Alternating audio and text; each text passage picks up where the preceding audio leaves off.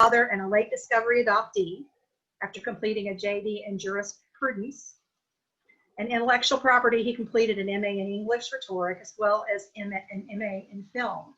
For several years, he split time between teaching college courses with working on cable TV shows for National Geographic, Food Network, and Bravo. He now produces documentaries, including Six Word Adoption Memoirs, and teaches the next generation of filmmakers. He desires to build community amongst those touched by adoption, giving voice to authentic storytellers. And we would like to welcome you tonight. Yay. Hi, thanks.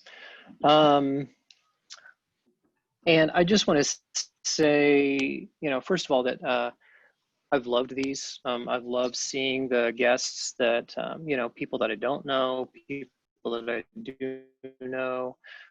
And so I think these have been a tremendous moment here in the time of COVID. So I appreciate you all for putting this together and doing this. Okay, so I'm gonna talk about some things tonight. Before we begin, Jen, I sent another. I shared an email to you, Jen, that you may or may not be able to play that shared content. And so, Jen, if that shared file is showing up in your email, can you see if you can share that with us? It's a 48-second video.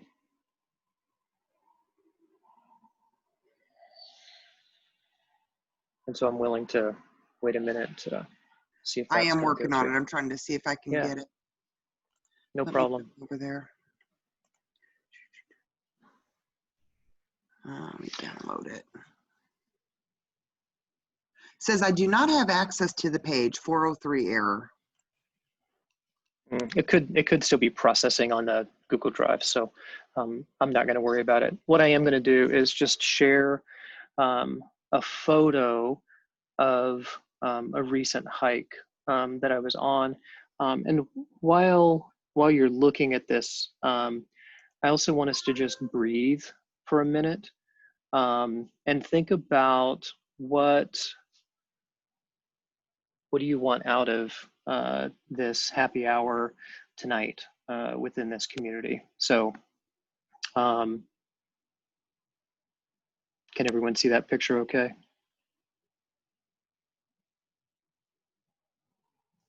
I'm relying on Pam, Jennifer, and Marcie for, is that working?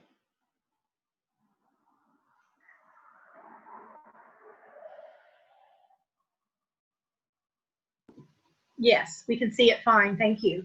Awesome, good.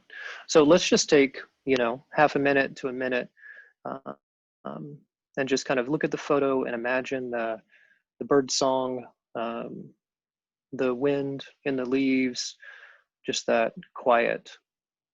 And as you're imagining that, think about, what do you want from tonight?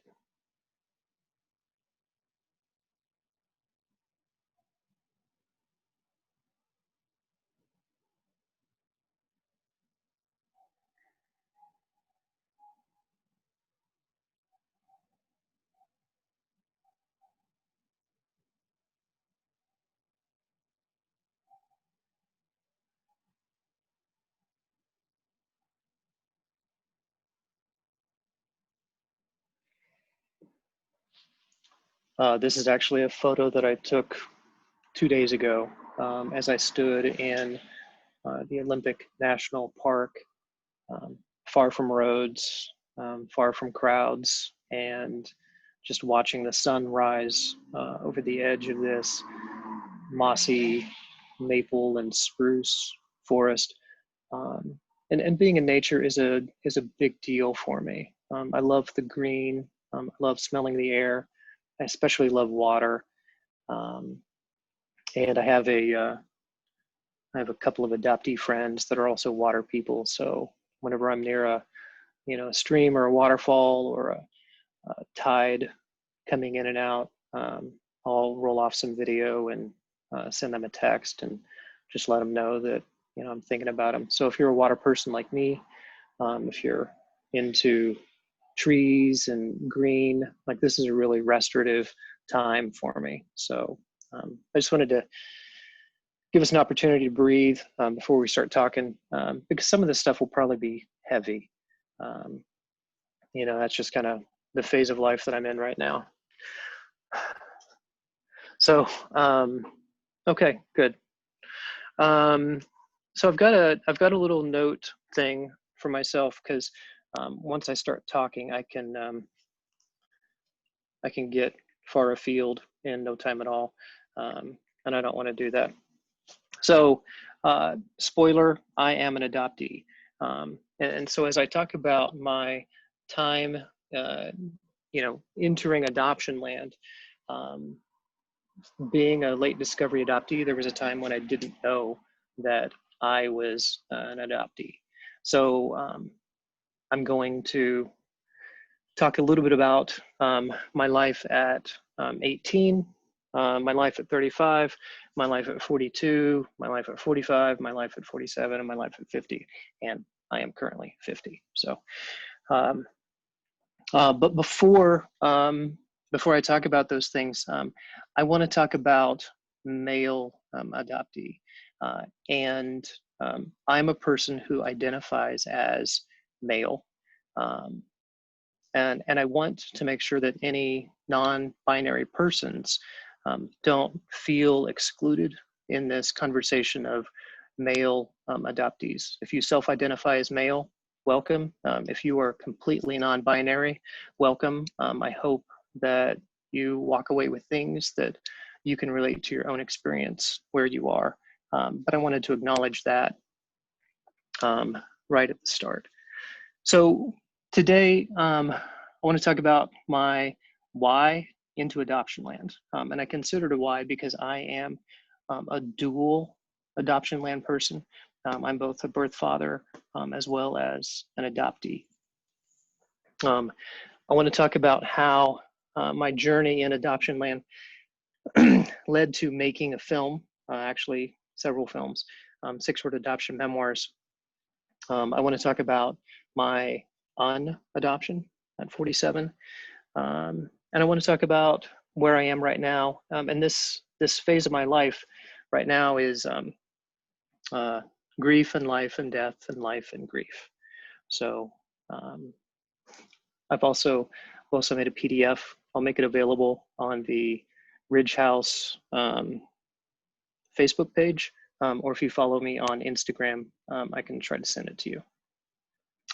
I want to finish up with some things I've learned so far, which is, 5 or 6 things, and then a quote from an incredible author by the name of Gail Tremblay. And if you follow me on Instagram, you saw part of the quote that I'm gonna share at the end of the talk today. So before we get into the my why of adoption land, I want to share a quote from Clarissa Pinkola Estes. In Women Who Run with Wolves, she writes, "Sometimes the one who is running from the life, death, life, nature, insists on thinking of love as a boon only. Yet love in its fullest form is a series of deaths and rebirths. We let go of one phase, one aspect of love, and enter another. Passion dies and is brought back. Pain is chased away and surfaces another time. To love means to embrace and at the same time withstand many endings, many beginnings, all in the same relationship." And some of you may know that Clarissa Pinkola Estes is also an adoptee. So at 18, I was in college, and I had a girlfriend who was still in high school. She lived in another state. She lived in my home state of Kansas, and I was going to school in Iowa. She would come up and see me, and I would go back home and see her. And remember at this point, I didn't know that I was an adoptee. But here I had somebody who really felt like they would never leave me. And that was a remarkable thing, because the household that I grew up in was challenging. Both of my parents, adoptive parents, drank every day, and drank to the point that they would most times just kind of pass out. And so much of childhood was me taking care of and surviving me. So childhood was a little bit scary. I've had a therapist refer to it in the past as a terrorizing childhood. And not too long ago, one of my sons, Ethan, he was playing a video game, and the game was not going as he wanted it to, and he started to yell at the screen. For those of you that do anything with video games, you're probably aware that yelling at the screen is not going to change much about the status of the game. Nevertheless, he did, and it caught me by surprise. This sudden outburst, this yelling, and you know, I was a 49-year-old man at that point, and I was immediately in fight or flight mode, and I threw open his door, and I said, "Chill the fuck out," because I was so anxious. All he's doing is yelling at the game, and as I sat there with this anxiety, with this emotional upheaval, I started to, and you know, now I have some tools. I started to think about, why am I so anxious? Like, what's happening? And so I took some deep breaths, and I got into my body. You know, get out of the head. Don't just have the emotion, but actually, like, let that emotion talk to me. And I realized that I was scared. That for most of my formative experiences in childhood, when yelling started, you know, then we saw fights break out. We saw dishes, you know, get thrown at people, and there was collateral damage. And one of the terrible things about having drunks as parents is they could be really shitty people the night before in the middle of their drunkenness, and the next morning they don't remember any of that. But I did, you know. I would wake up and the hand on the shoulder, you know, that's meant to convey love, you know, I'm flinching at, because last night it was, you know, a backhand across the face. And they don't understand, why am I flinching? You know, what could I possibly be scared of? And it's because they, you know, drank to the point that they just don't remember what happened the night before. And that was really, a shitty childhood. So, so to meet a girl who feels stable, who loves me, and isn't going to go any place, that was a remarkable thing for me. And I was really drawn to her. So near the end of my first year of college, I decide to ask Rebecca to marry me. And she says yes, but I'm still away at school, and she's got prom coming up.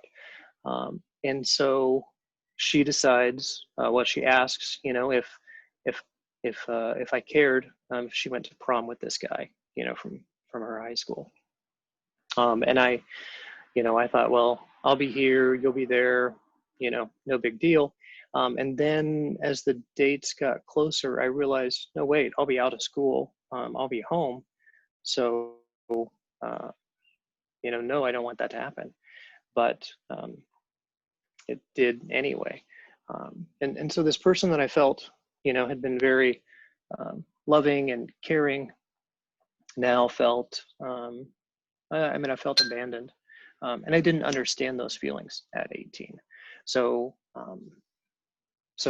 I broke up with her. About a month and a half later, I get a phone call from her best friend, because I came back. I took a job in another state. I was going to school in Iowa, and then I moved away to Missouri. I get a call from her best friend, and her best friend says, "You should know that Rebecca's pregnant."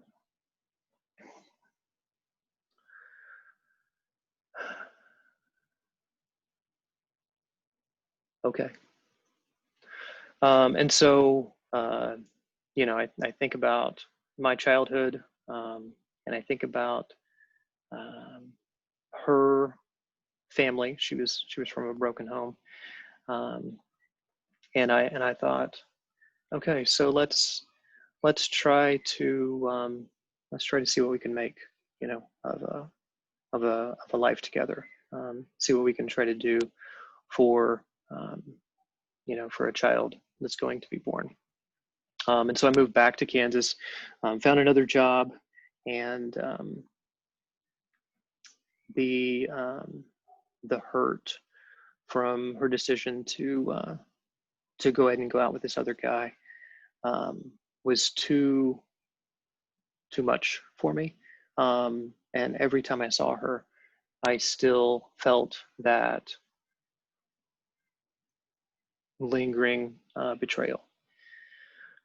And so after a few months of trying in a relationship and fighting, and I hate fighting a lot, we decided that our relationship was not going to work out. So now what? What do we do in this instance? And neither of us really had, neither of us would have had good support at home. And so at some point, the conversation came around to maybe we should think about adoption.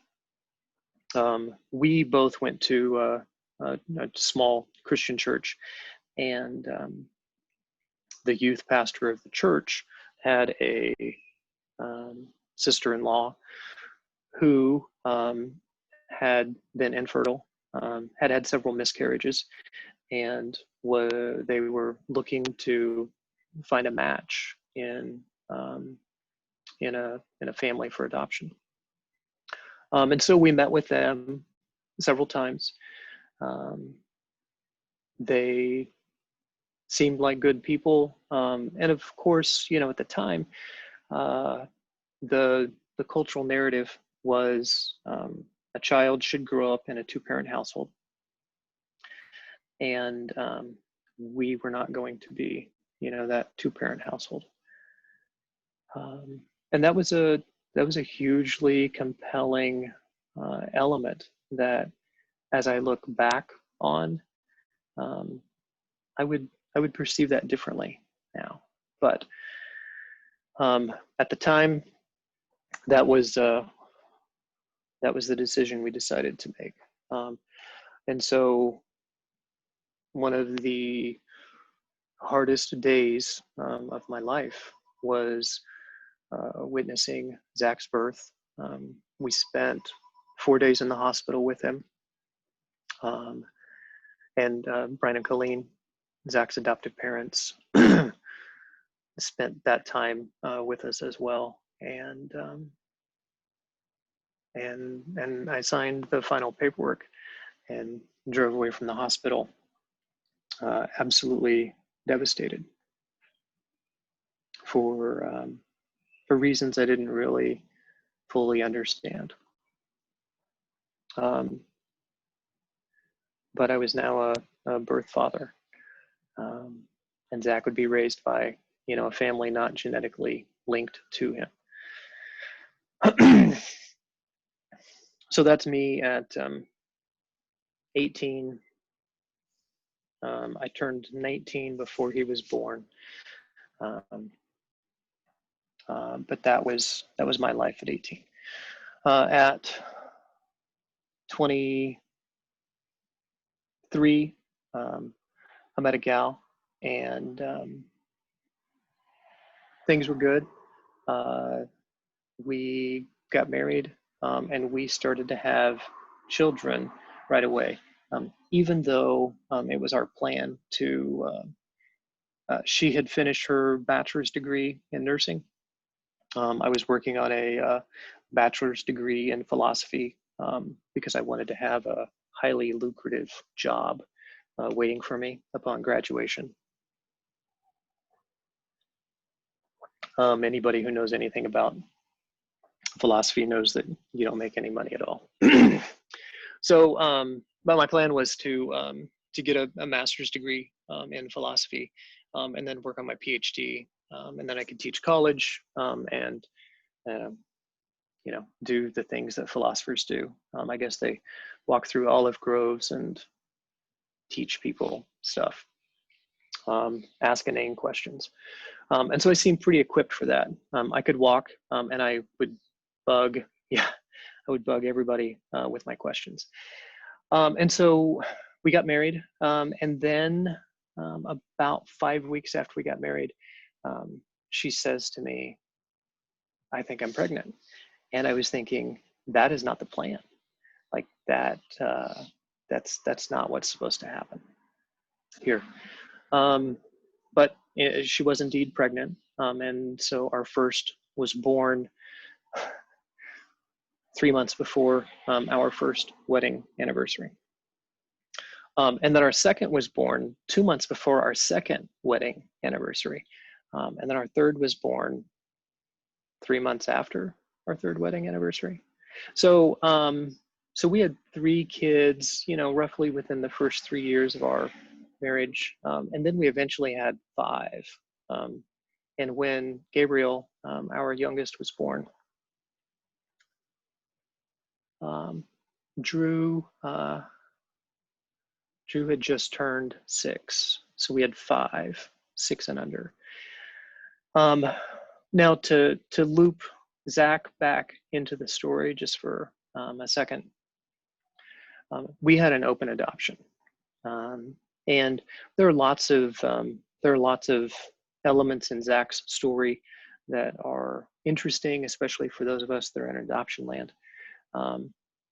But I got the pretty standard photos and letters a couple of times a year. That was nice, and I had a really good relationship with Brian and Colleen, Zack's adoptive parents.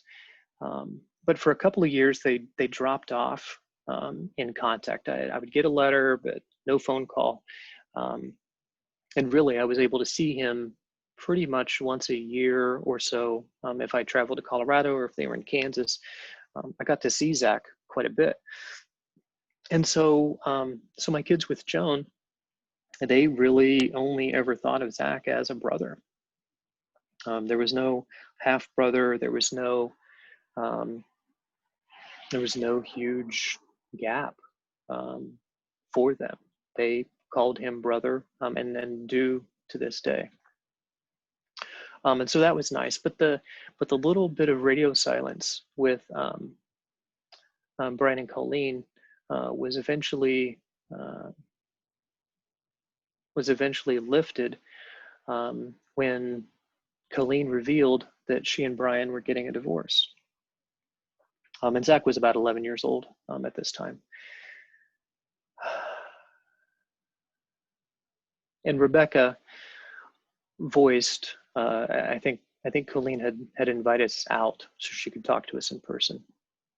And Rebecca and I did not have a good relationship after that. And I can understand why. I know that several women who give up a child to adoption, then find that they can't have children after that. And she wasn't able to. So her loss was profound. Not that, loss is an Olympic Games, where somebody gets the bronze and somebody else gets the gold. But her loss was different than mine, in that I had more children and she did not. So Colleen had invited us out and had said, Brian and I are getting divorced. I'm going to keep the kids and raise them. And Rebecca said, well, shit, Colleen, I could have raised a child by myself. And there are just no guarantees. And that's one of the things that adoption agencies don't really want to talk about. Open adoptions close, parents divorce, lots of things in life. And it goes back to that Clarissa Pinkola Estes quote, there's lots of endings and beginnings all the time. But the rest of Rebecca's story, the rest of Zack's story, story of Brian and Colleen are for them to share. I feel comfortable talking about this little bit of overlap. And you might have a question at the end during the question and answer time. But if it delves too deeply into Zack's story, I'm probably going to say, you gotta talk to Zack about that. So, so I get married at 24. Drew's born before I turned 25. Ethan is born just before I turned 26. Alora's born just after I turned 28. Reese is born right before I turned 30. And then Gabriel is born just after I turned 31. So I'm 35 years old. Not right now. This is 15 years ago.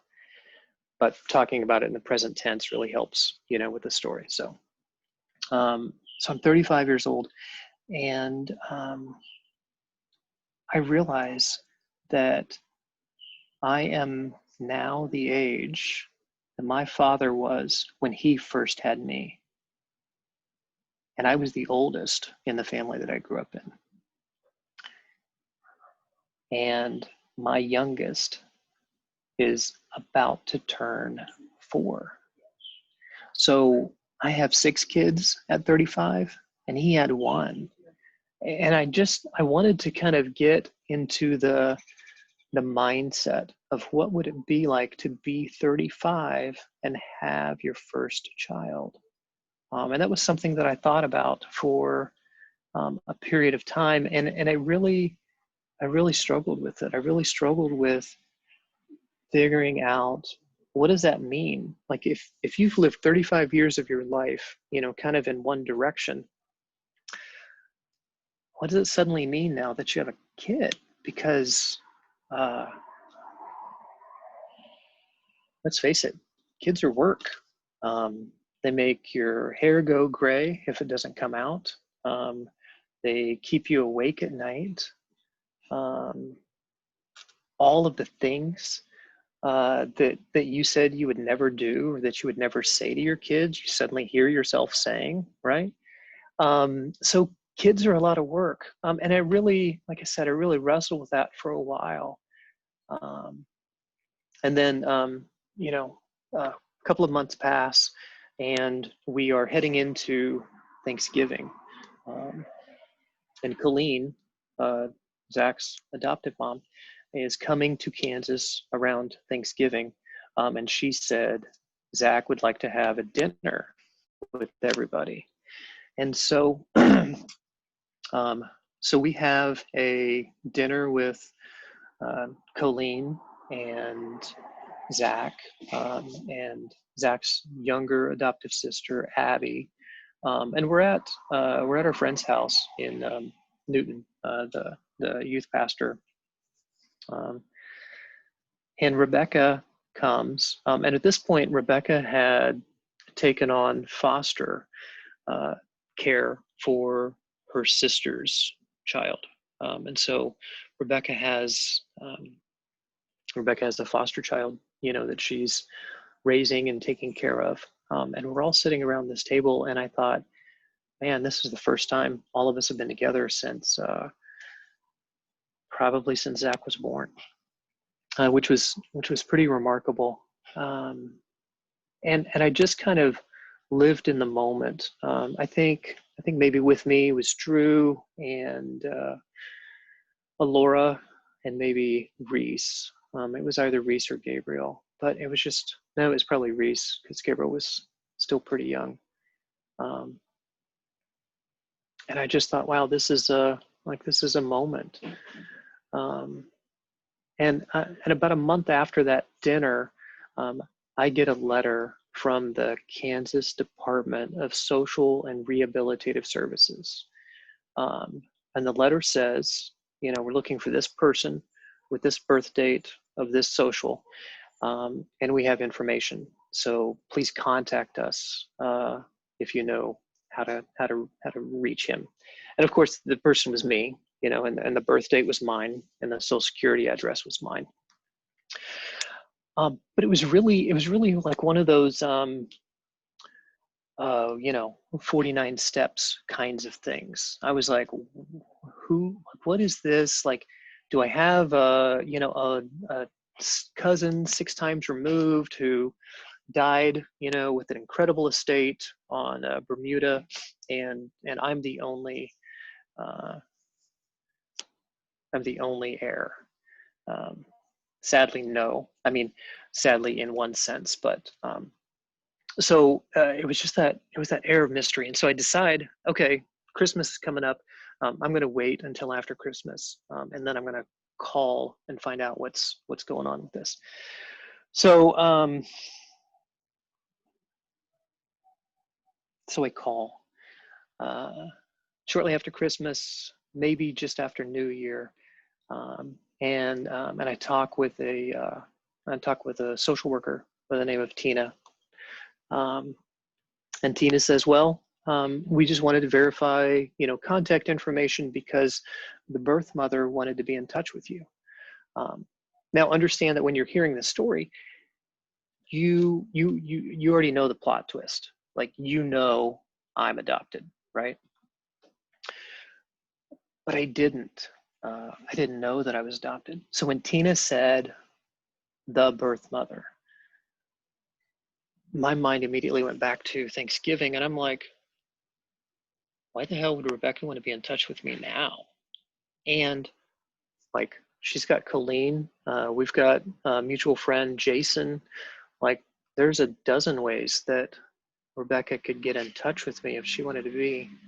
Why would she go through this state? So then I'm like, I don't think this Tina person is real. And so I started to do a investigation of Tina, and well, either they're really good hackers, or yeah, this is pretty legit. So, you know, I'm listening to her, and Tina's asking me some questions. Who's your dad? Who's your grandfather? You know, were they born here? You know, and I'm like, yeah, okay, all right, yeah, all of this track. And she says, well, good, yeah, it seems like you're the person we're looking for. And so what we wanted to share with you was your birth mother wants to be in touch with you. Okay. Hold on one second, Tina. You mean Zack's birth mother wants to be in touch with me?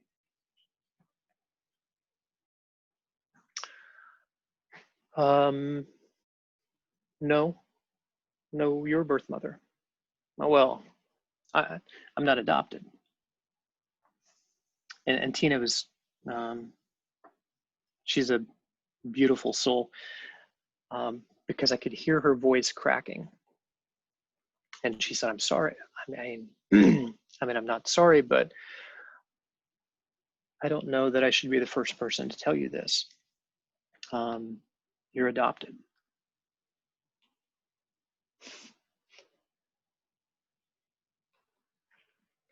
And I cried, like immediately cried.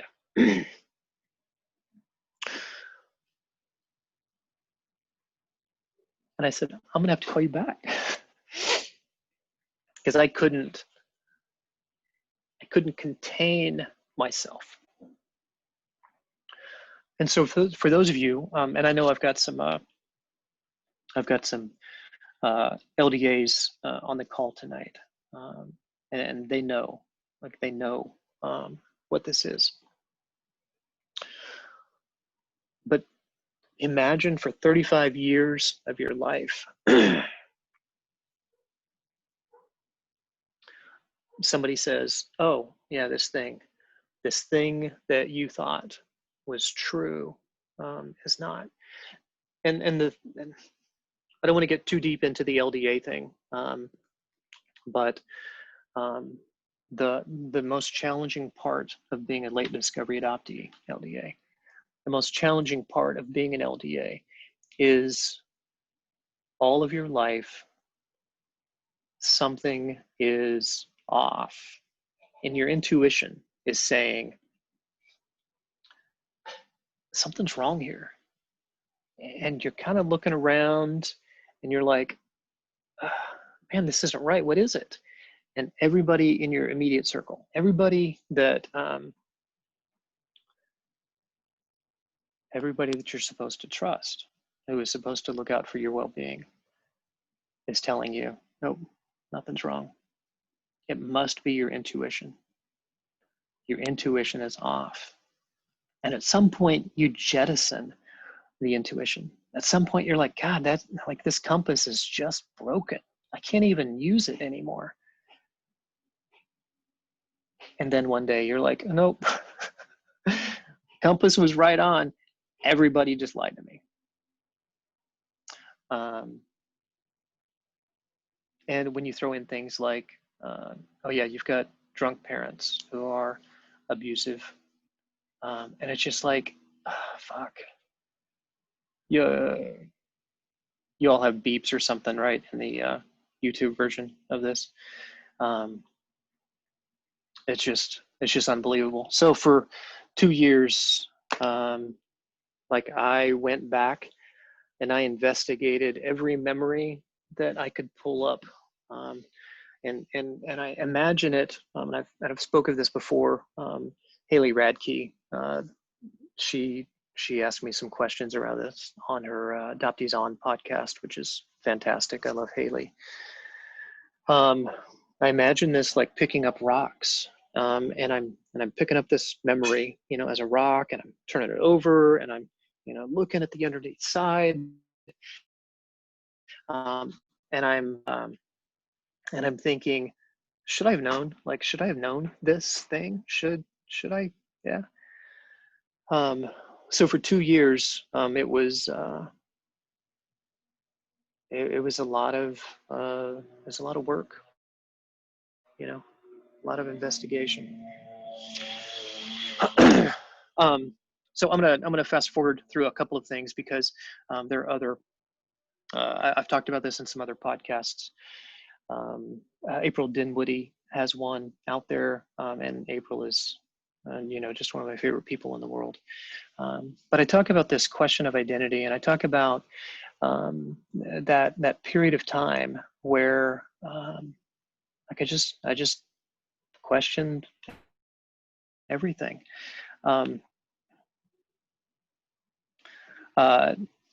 So to a couple of things that I feel like I can speed through here. I called Tina back, and she's beautiful.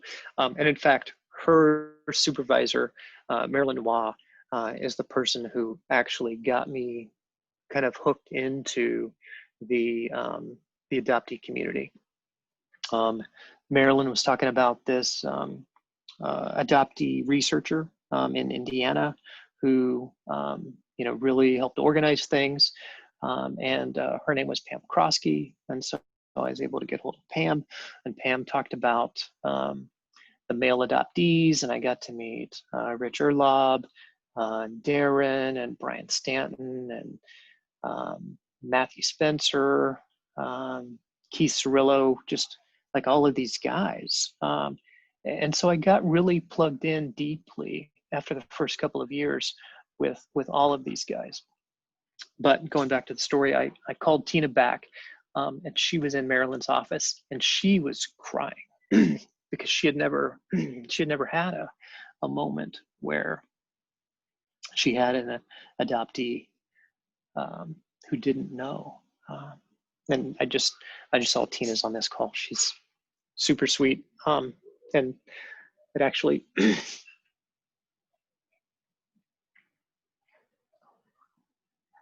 it adds, just a little bit more feels right now. Give me a second.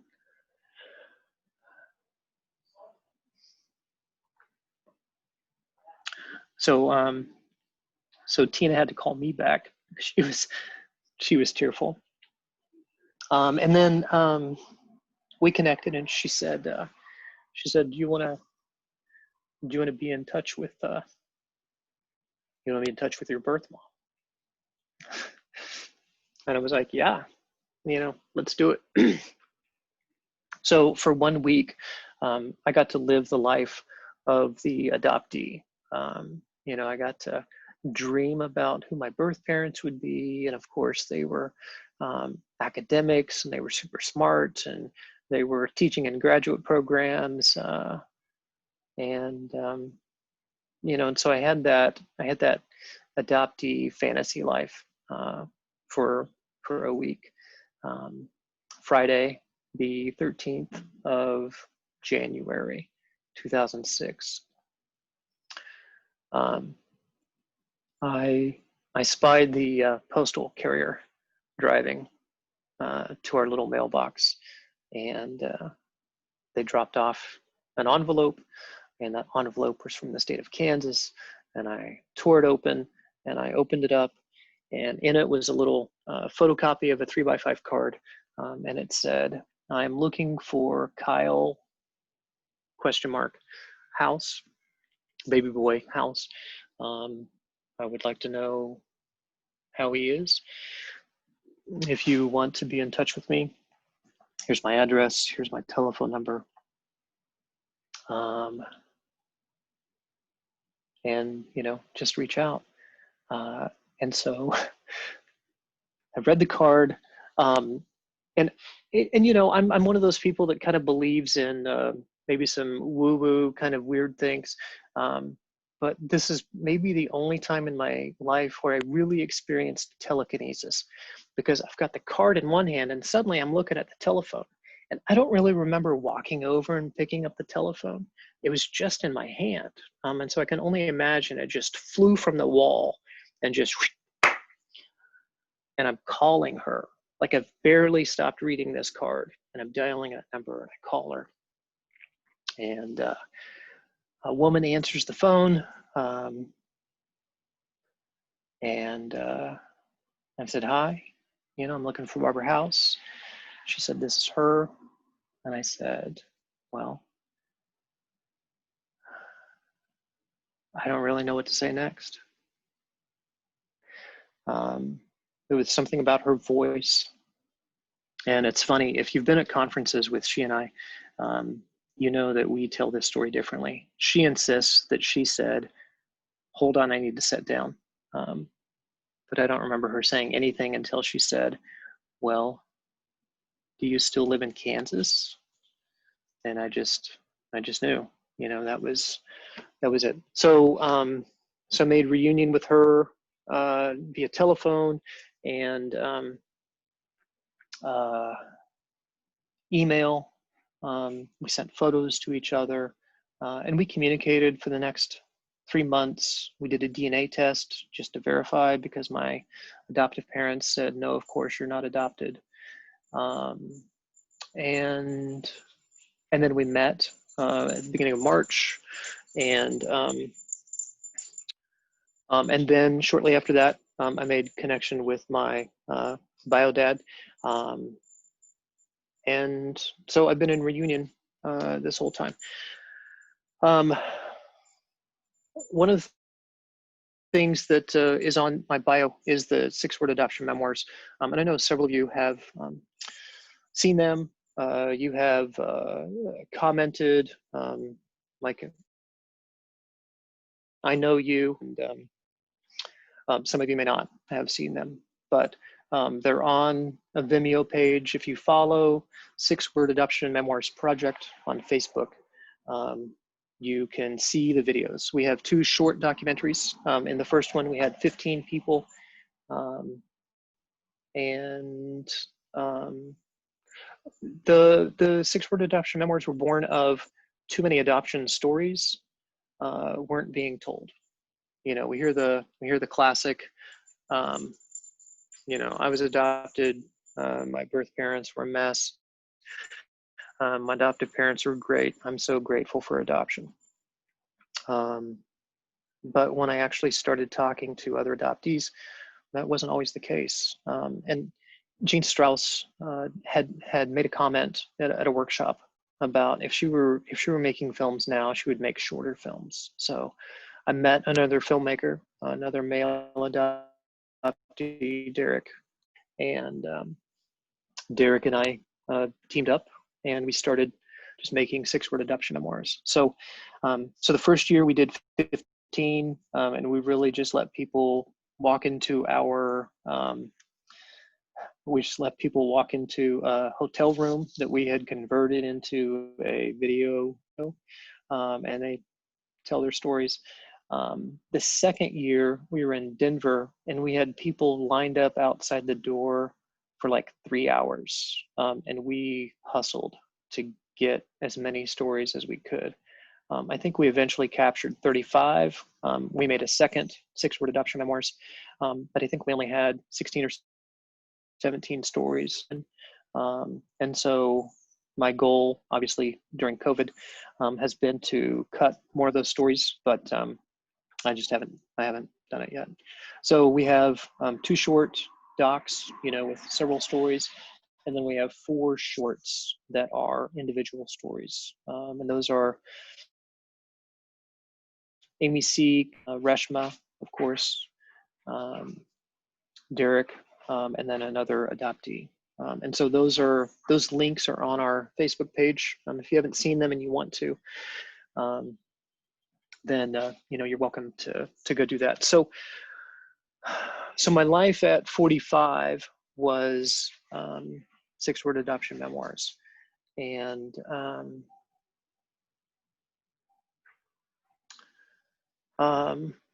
shortly after the second one came out, my adoptive parents died, not together, but within about 1.5 years of each other. And I had been estranged from them for a period of time.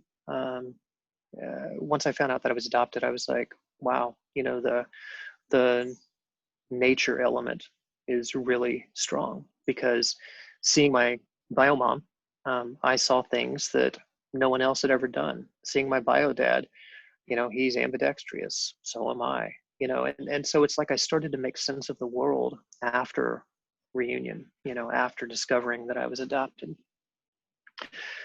And none of these elements that I share with my adoptive parents. So at 47, actually, while I was still 46, my adoptive mom had died. And while I was sitting, just kind of processing her death, because she was not a kind person, and she was not a person that I had a lot of tears for at their death. But she had died, and there was going to be a couple of days of viewing, and then a burial. And I was thinking about, how do I, in the life that I have now, process her passing? And as I was sitting there, I started to think, you know, all of this went awry when I was relinquished. So what would happen if my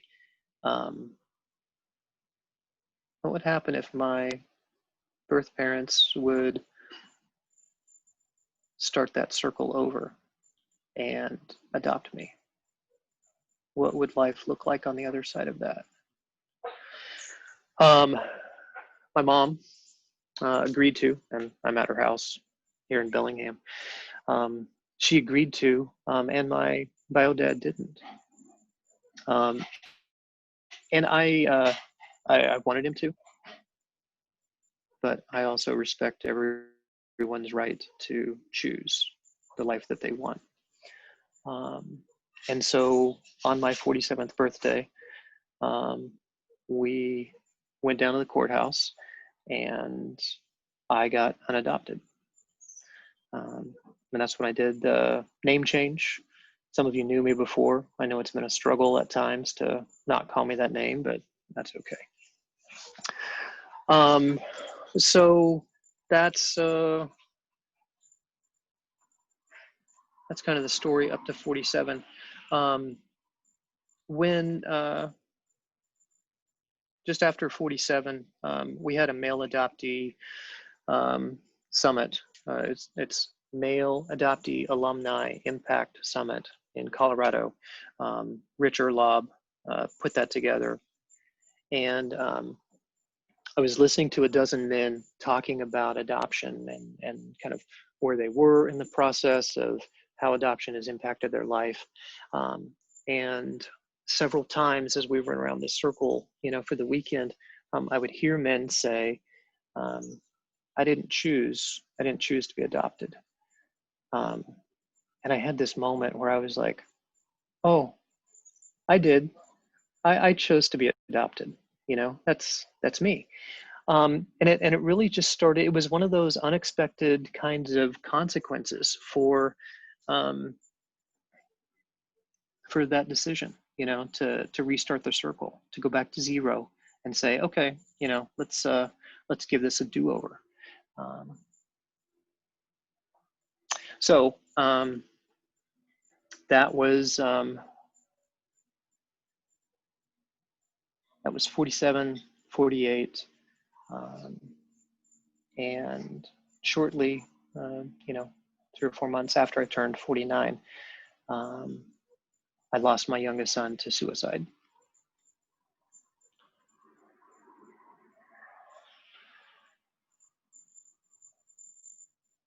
And there have been times where I think about the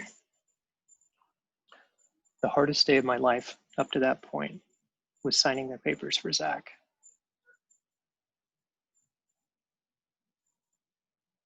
And that is certainly a loss.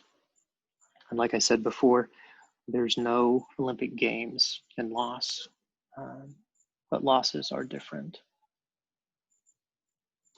And so for the past 10 months, I've been walking in losing. I've been walking and losing Gabriel.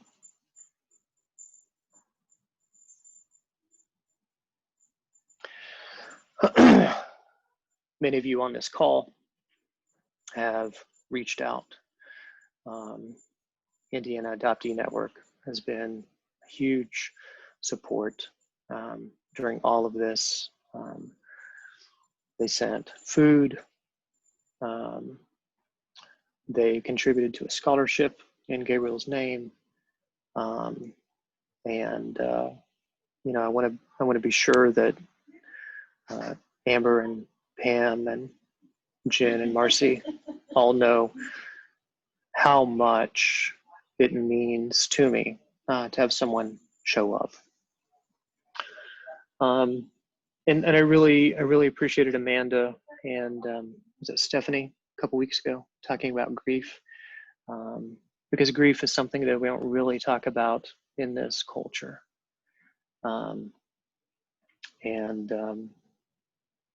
I think we need to talk more about grief. I think that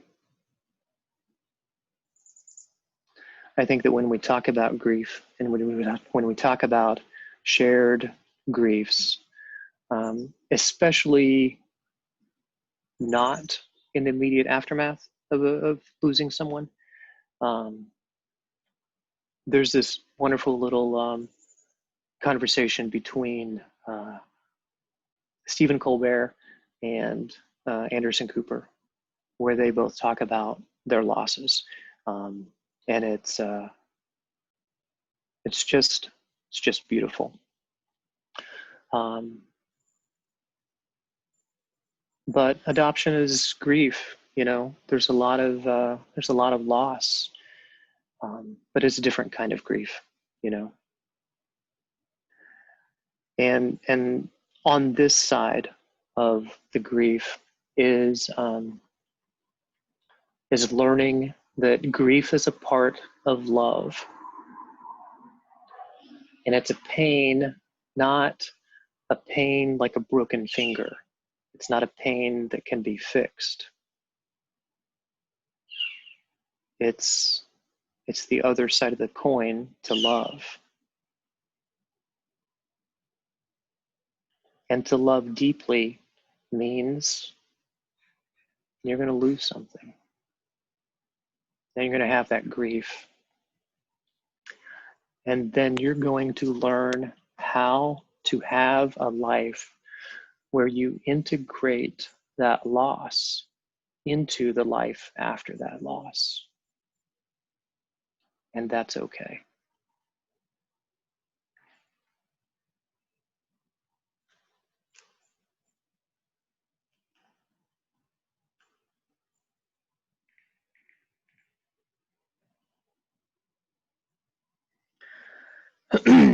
So before we jump into the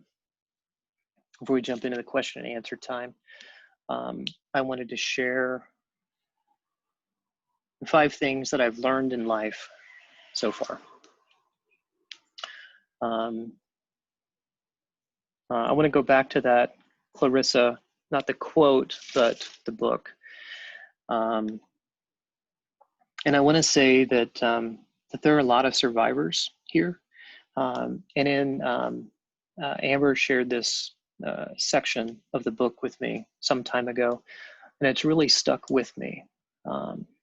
If you have survived something, if you have survived a loss, if you have survived cancer, if you have survived near-death experience, if you have survived a fucking shitty childhood,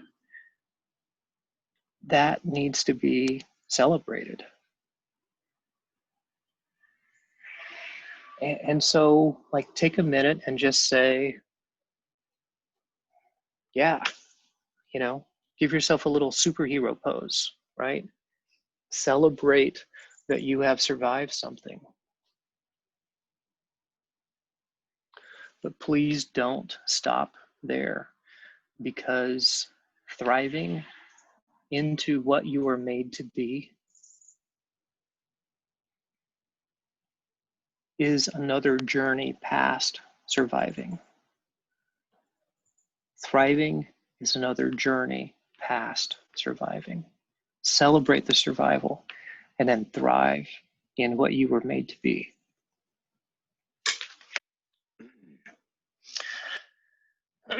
Second thing that I've learned so far: how I feel about something right now may change with time and or perspective. And let me give you just an image of what, of a way in which I can see this in my life. When I found out that I was adopted, I was pissed. I was thankful because my family was terrible. And oh my God, I was so mad. I was mad at my bio mom. Like, why would you give me up? And then, of course, in parentheses, I'm like, shit, why did I give Zack up? So I get that, you know. But I was really mad. I was really, really mad about, you know, here's a couple that couldn't have a kid, and they and this is where the shift in time is. They maybe shouldn't have ever had a kid.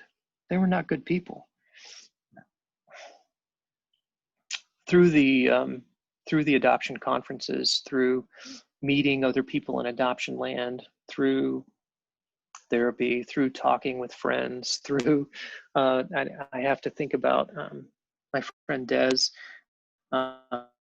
She loves lemon drops, and if you don't know, lemon drops, they're served in a little martini glass. And we would sit at a bar, not recommended for those of you who are on the road to recovery, but you get a couple of lemon drops in you, and holy cow, you will talk about anything. And it's just therapeutic. I would leave conferences and just have this lag, you know, like, oh, I have to return to the real world. But in one of the, for a couple of the conferences, I actually went to sessions for potential adoptive parents. I went to sessions for couples who were facing infertility. And now when I think about my adoptive parents, they weren't great.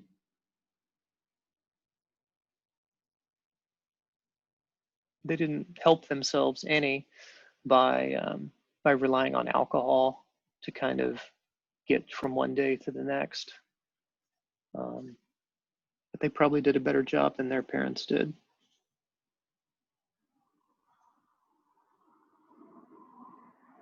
So I've learned to not hold on tightly to anything that that I believe, you know, at a single moment in time. Our life is a film strip, and we often think of it in terms of snapshots. Third thing that I've learned so far is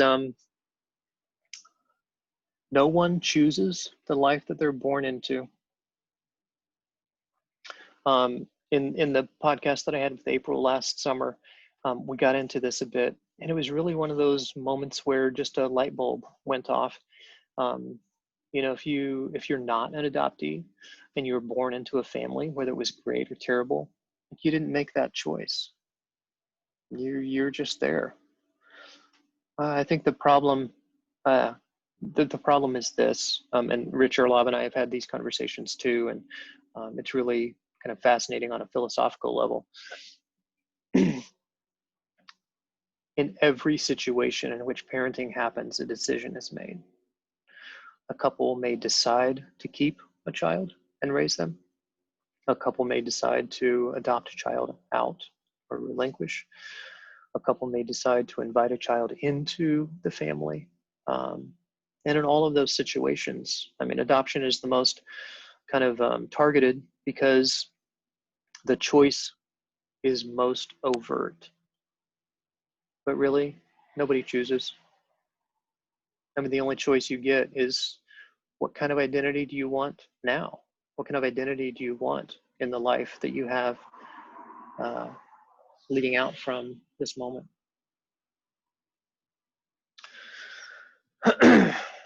So this next one may have a little bit of controversy. I would apologize in advance, but I'm not going to. One of the things that I've learned about life is I do not have to have an opinion on every little thing, and on some of the big ones too. So what this means is there can be a basketball game happening, and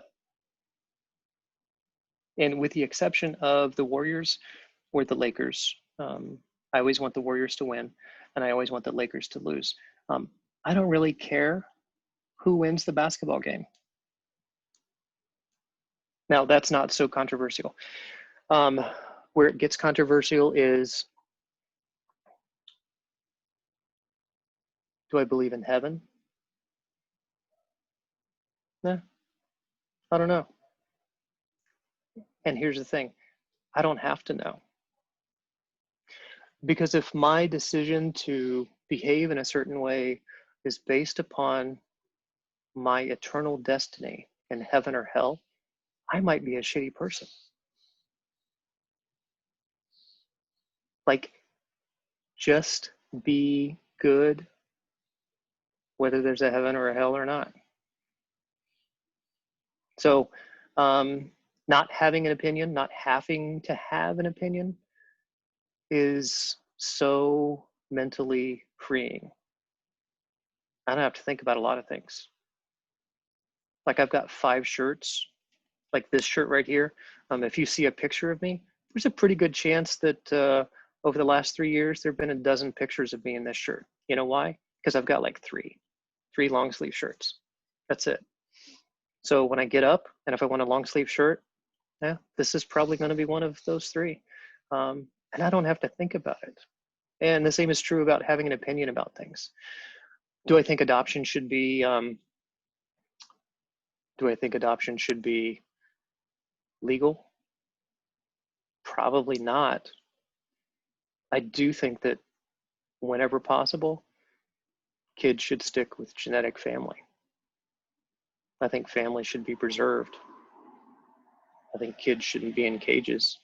And I'm not going to go too far down that political line, but yeah, I don't have to have opinions about some of these things. Being a decent person, that's what I have to have an opinion on. And that's what I have to do.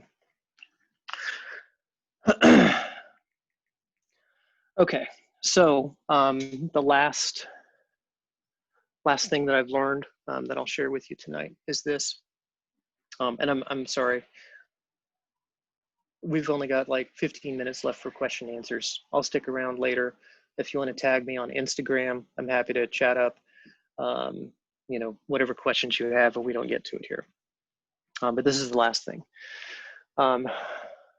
You know, sometimes you're walking with your cup of coffee and you're going for the door and you realize, oh crap, I'm holding my coffee with the same hand that I opened the door with. You know what I'm saying? I hold judgment and empathy with the same hand. And so to practice judgment, I have to let go of empathy. Or to practice empathy, I have to let go of judgment. I can't do both.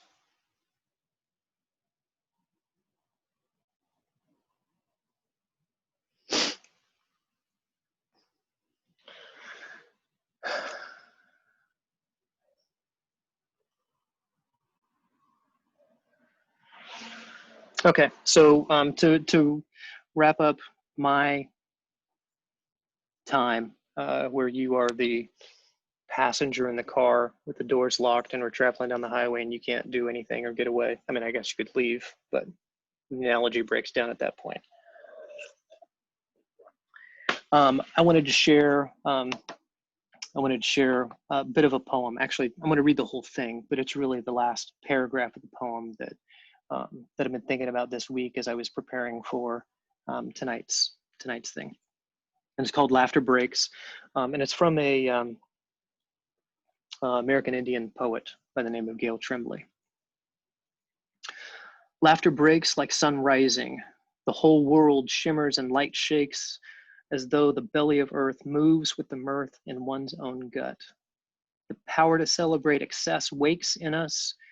We know enough to joke around, to survive the agonies of feeling irreversible pain, explode upon the day. We sing of folly that shapes experience, remember to act indelicate and play. Coyote, mangy as ever, grins and whispers our sisters' names. He plots to climb into the sky and dance with stars down some eternal day. We giggle like children, grateful that fool never did learn to behave. Life carries us down a stream that gurgles between rocks and sings improbable songs. Who cares? We'll have to paddle like hell and no panic before we get home. That's how all the great stories are born. Okay, thank you all for your attention. Happy to answer any questions for tonight's happy hour.